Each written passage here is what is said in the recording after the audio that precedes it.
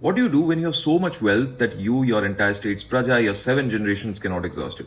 You build structures that will immortalize you or at least outlive you by centuries. When the entire Western world was entering the Middle Ages, Kalinga's architects were busy defying gravity. In the middle of the 10th century, Somavanshi Keshari kings of Koshala, Janmejaya and Yayativan took over the Bhaumakara territory. For the first time in centuries, Kalinga became a combined entity with all its mandalas Kalinga, Koshala, Toshala, Utkala and Kangoda combined. The erstwhile region of Kalinga anyway had flourishing maritime trades, but now with a powerful polity at its center, it became even more richer. In fact, many kings of the era took over the title Mahodadhipati, the lords of the sea. And with this wealth, long-term temple building projects spanning 12 to 16 years was possible. This was also a time when the temples in the northern and western parts of the country were being attacked. So the Kalingan rulers, especially the Gangas, who repelled these attacks, built these temples as a sign of defiance. The temples did not just remain places of worship. They became centers from which powers would derive their legitimacy from. So each king built a bigger temple. In fact, in the middle of the 11th century, the rulers started calling themselves as Rauta, or the viceroy of the deity, a tradition that still continues with Puri Gajapati Raja, Pradhan Sevak of Lord Jagannath. The Kalingan temples entered a phase where the artisans did not just mean to house the deity, they wanted to write poetry in stone. So while just 100 years back, the temples that were built were just 30 to 40 feet in height,